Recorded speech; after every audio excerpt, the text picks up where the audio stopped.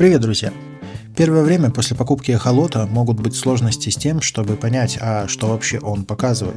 В этом видео с помощью 3D моделирования простым языком расскажу, как пользоваться эхолотом, что он показывает и как эффективно его использовать. Поехали!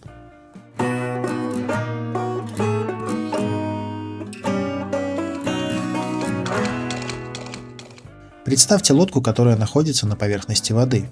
В это время там, где-то под водой, происходит куча событий, но есть одна проблема – ничего не видно.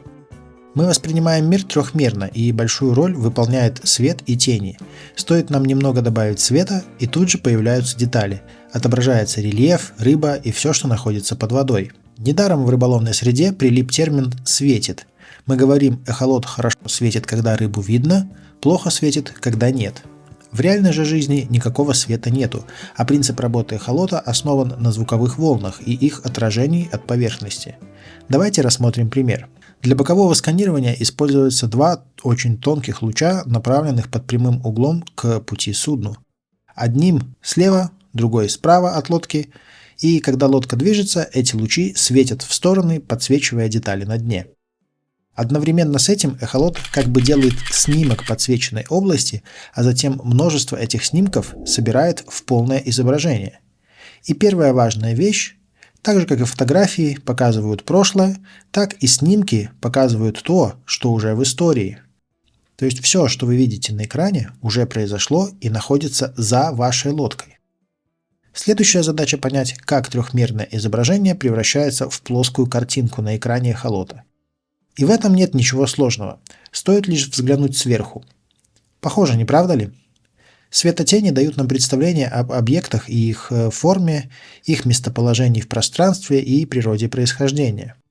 Но рыбы, коряги и камни имеют разную плотность. От песка сигнал отскакивает сильнее, в илу наоборот вязнет и тухнет.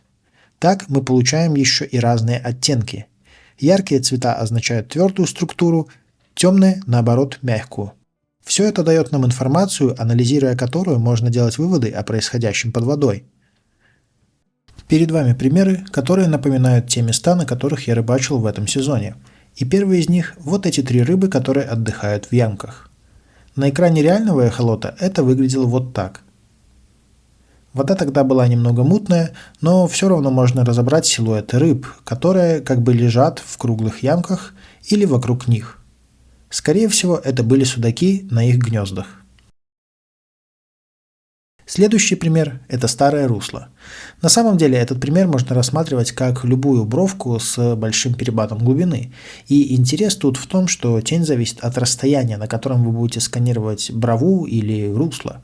Если вы идете над ней или с внешней стороны, то тень видна не будет. А если сканирование будет на расстоянии, то вы увидите темную тень, и чем дальше вы будете от бровки, тем длиннее эта тень будет.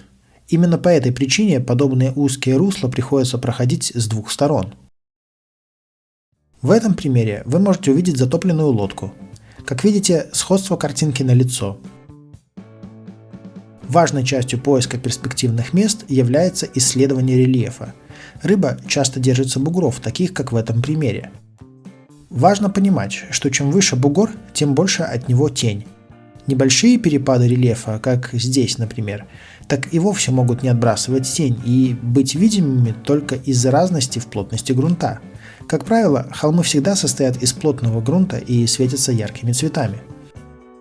Но, как бы наблюдение за рельефом не было интересным, нас, как рыбаков, интересует рыба. Как и все другие объекты, рыба отбрасывает тень. В то же время, в зависимости от типа дна, рыба как бы светится яркими пятнами, так как тело рыбы чаще плотнее дна и отражает сигнал сильнее. Чем ближе тень к светящемуся пятну, тем ближе рыба ко дну. И наоборот, если вы видите светящееся пятно, а тень от него далеко, это значит, что рыба находится высоко от дна. В реальном мире рыба находится в воде довольно хаотично и может двигаться во время сканирования. В таком случае светящиеся пятна немного размываются и теряют пропорции. Важно понимать, что на экране эхолота тени всегда будут перпендикулярно оси судна. То есть, если вы видите тень, то объект от нее следует искать где-то на линии перпендикулярно оси. Все эти правила хорошо работают, когда вокруг простой рельеф и на дне нету большого количества деталей и структур. Но существует много сценариев, когда разглядеть рыбу сложно или невозможно вовсе. Такой пример перед вами прямо сейчас. В этих камнях стоит стайка рыбы, но если смотреть на нее сверху, то ее практически не видно. В реальности в такой ситуации рыбу практически никогда не видно, и такие места надо проверять, облавливая вслепую. Такое же правило применимо и к коряжнику. В корягах тени рыб сливаются с тенями от веток и стволов деревьев, и чаще всего рыбу там не видно. И последний пример – это трава. В боковом сканировании не всегда получается сразу сказать, что это действительно трава, так как много деталей, теней и мелких частей бывают похожи на мелкие камни. Также части травы, такие как листики, бывают светятся, и реально можно перепутать со стайкой какой-то рыбы, камней и много чего еще. Теперь нам осталось разобраться с черной зоной в середине изображения. Мы уже знаем, что от лодки отходят два перпендикулярных луча в стороны. Часть пространства прямо под лодкой не попадает в зону сканирования этих лучей, и на экране эта зона отображается как темная полоса, у которой нет отражения. Чем шире черная зона, тем глубже под вами вода, так как угол излучения лучей остается неизменным, а их дальность увеличивается. Это так называемая мертвая зона или слепая зона прямо под лодкой. На деле же никакой мертвой зоны нет, и это заслуга даунскана, который сканирует дно строго вниз, засвечивая эту темную область между основными лучами. То есть можно сказать, что черная область на экране сайдскана – это то, что происходит строго под лодкой. Но почему граница неровная, и мы видим объекты, которые как бы торчат из дна? И тут опять нужно понять, как трехмерное изображение переходит в плоскую картинку. Мы как бы разрезаем поверхность дна на две части, а внутренние края изгибаются вовнутрь. Если бы этого не происходило, картинка оставалась бы плоской, и ни перепады глубины, ни объекты под лодкой не были бы видны в проекции сверху. Вот как это работает.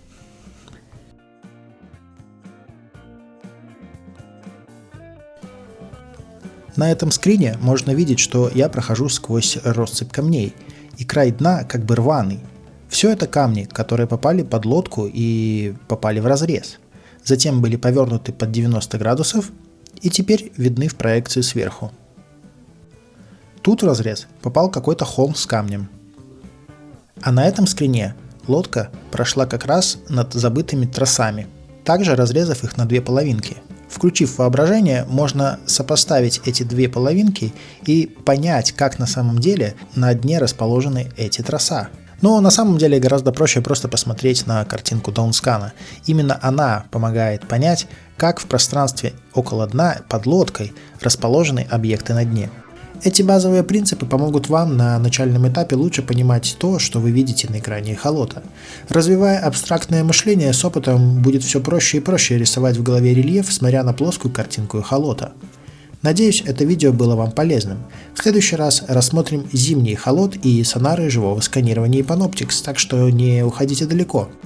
Если видео было вам полезным, ставьте лайк, подписывайтесь на канал, если нет, напишите в комментариях, как его можно улучшить. Спасибо за просмотр и пока-пока.